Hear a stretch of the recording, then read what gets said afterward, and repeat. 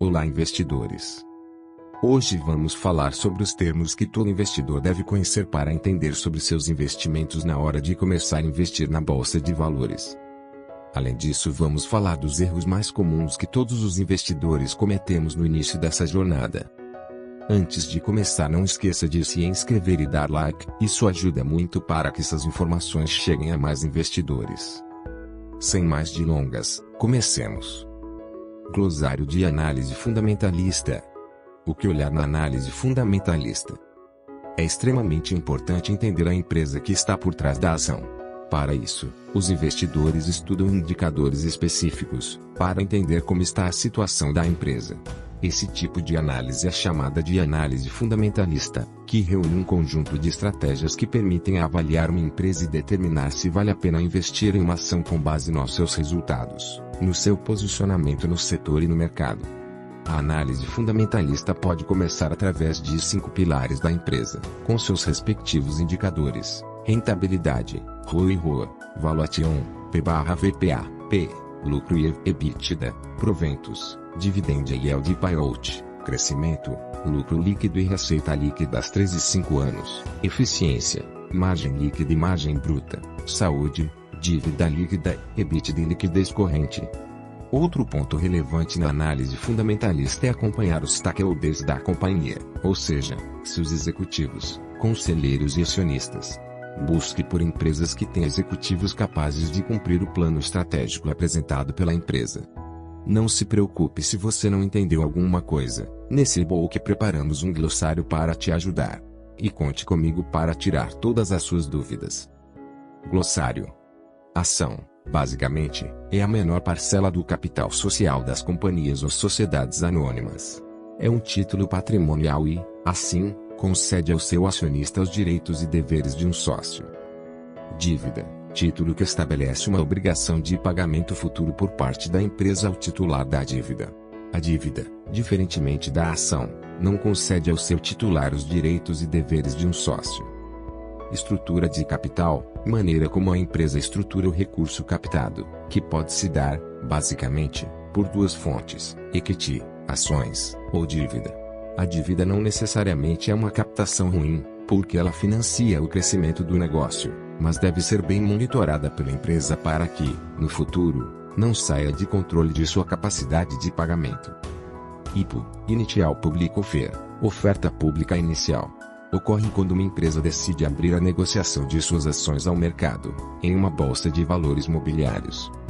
Governança corporativa, conjunto de pessoas, processos, costumes, políticas e instituições que direcionam a maneira como uma empresa é dirigida. Segmento de listagem, segmentação adotada pela B3 para os diferentes perfis de empresas, onde todos prezam por regras de governança corporativa diferenciadas. São elas: Bovespa+, Bovespa+ nível 2, Novo Mercado, nível 1 e nível 2. Free Float, parcela do total de ações da companhia que está em circulação no mercado. Tag Along. O tag along é um direito dos acionistas em caso de mudança de controle da companhia. É o valor por ação, expresso em % da oferta realizada ao controlador atual, garantido aos acionistas minoritários. Ou seja, em um tag along de 100%, caso seja feita uma oferta de R$ 10 por ação para o acionista majoritário da empresa, o ofertante é obrigado a incluir em sua oferta 100% de R$ 10 para os minoritários. Classificação setorial. A B3 categoriza suas empresas negociadas dentro de setores, subsetores e segmentos. Os setores são classificações mais gerais, levando em conta exposições a fatores macroeconômicos e atividades gerais. Os segmentos, por sua vez, são os nichos mais específicos, levando em conta especialidades da empresa. Proventos, forma de remuneração aos acionistas. Os proventos, geralmente, são distribuídos em dividendos ou juros sobre capital próprio. Dividendos, proventos isentos de ir ao acionista, retidos pela empresa. Juros sobre capital próprio, proventos brutos de ir. Balanço patrimonial, é um relatório contábil que mostra a situação da empresa, considerando o conjunto de contas de ativos, bens, valores, direitos e passivos, dívidas e obrigações, de uma empresa. Demonstração de resultados do exercício, DRE. é um relatório contábil que mostra os resultados das operações de uma empresa, mostrando se ela está sendo lucrativa ou dando prejuízos.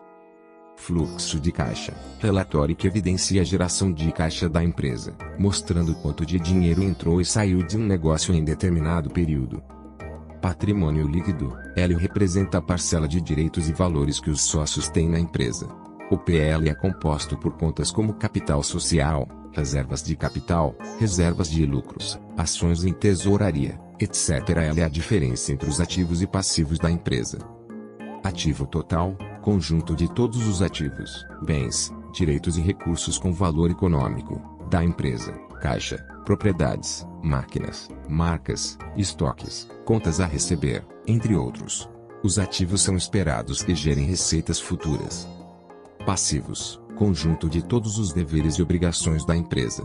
Passivos resultam em despesas futuras. Ativo circulante, relação dos ativos mais líquidos da empresa, ou seja, podem gerar dinheiro no curto prazo. Passivo circulante, relação dos passivos mais líquidos da empresa, ou seja, suas obrigações de curto prazo. Dívida líquida, conjunto de toda a dívida da empresa, dívida bruta, descontado do caixa. Explicita quanto da dívida da empresa ela não conseguiria pagar instantaneamente se desfazendo do seu caixa. Receita líquida, quantia de dinheiro que uma empresa recebe durante um ano, incluindo descontos, impostos sobre a receita e deduções para mercadorias devolvidas. Resultado, lucro, bruto, receita líquida descontada dos custos dos produtos vendidos e serviços, despesas operacionais, despesas administrativas, de pessoal e perdas. EBIT, lucro antes das taxas de juros de tributação. Mostra o valor do lucro da empresa depois de pagos todas as despesas e descontados a depreciação e amortização. EBITDA, o EBITDA é o EBIT, somado das depreciações e amortizações. O EBITDA é usado como medida de geração de lucro efetivamente operacional, visto que depreciações e amortizações não têm natureza de origem na raiz das operações da empresa.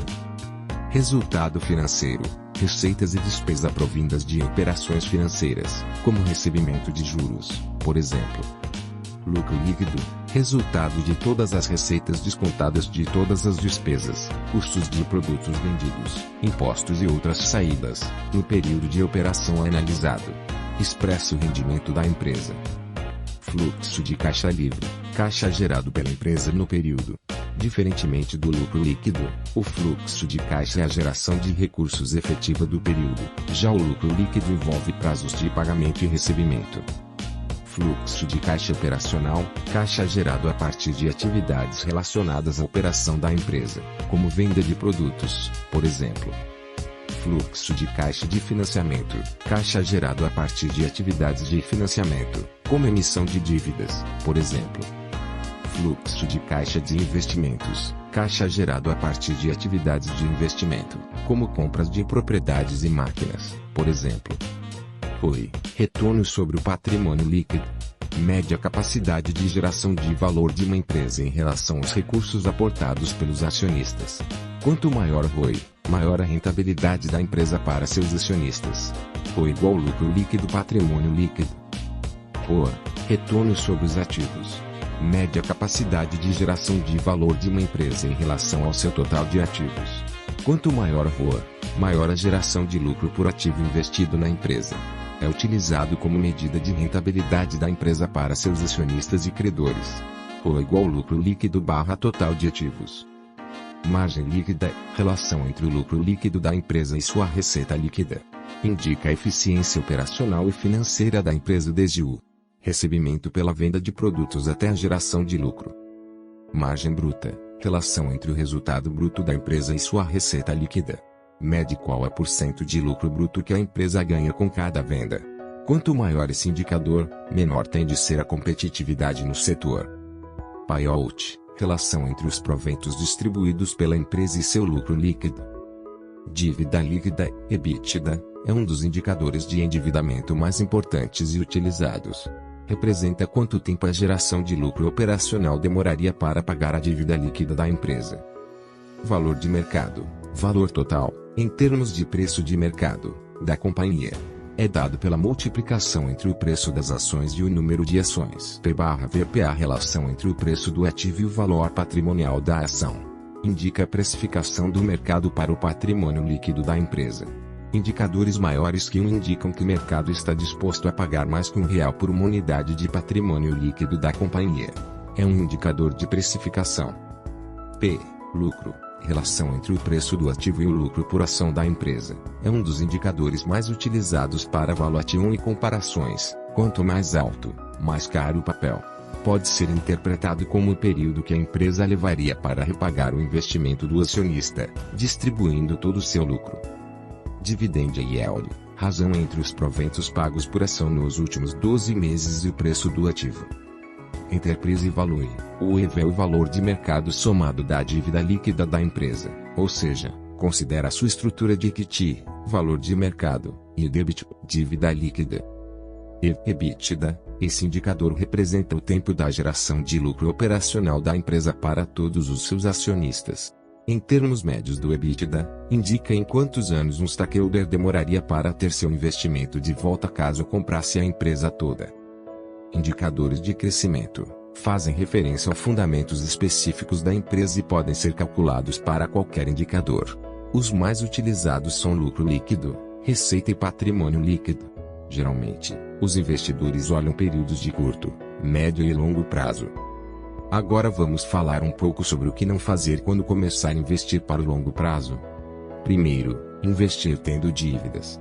A prioridade é quitar suas dívidas antes de começar a investir. Aqui não nos referimos a financiamentos de custo baixo, como imobiliário, mas sim a dívidas caras que corroem sua renda. Lembrando que isso não te impede de começar a estudar e adquirir conhecimento. Segundo, investir para curto prazo. Os investimentos devem ser feitos buscando atingir objetivos de longo prazo. Pensar em investimentos como fonte de enriquecimento rápido é uma armadilha muito comum, principalmente para quem está começando. Alocar o seu patrimônio com retornos consistentes exige estudo e tempo. Terceiro, excesso de conservadorismo. O medo do futuro não pode te impedir de tomar decisões no presente. Um investidor consciente protege seu patrimônio em reserva de emergência e aloca parte do seu capital em investimentos com maior potencial de retorno e com riscos conhecidos. Quarto, investimentos assustadores. Fuja de promessas de enriquecimento rápido. Converse pessoas que você respeita e não entre em ofertas boas demais para ser verdade. Investir em colecionáveis. A menos que não seja sua profissão e principal fonte de renda, você não pode considerar sua coleção um investimento, mas sim um hobby que você faz por prazer. Quinto, viver de day trade. Day trade é para investidores experientes que estudaram muitos anos o tema. Ganhos de investidores iniciantes dependem muito mais da sorte do que na capacidade técnica.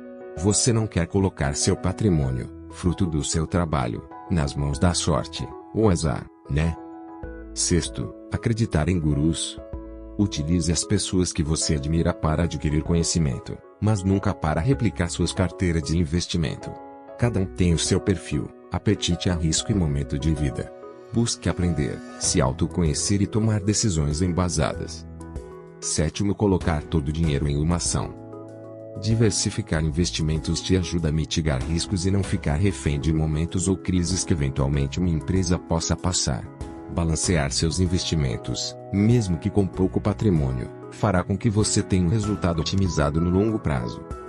Oitavo, não entender o que faz. Você precisa estudar o mercado e os ativos que investe, além de conhecer os riscos associados a cada decisão. Depender exclusivamente da sorte ou do que os outros te falam não é uma opção. Bom, esses são os nossos conselhos. Não esqueça de se inscrever no canal e dar like. Boa leitura e bons negócios.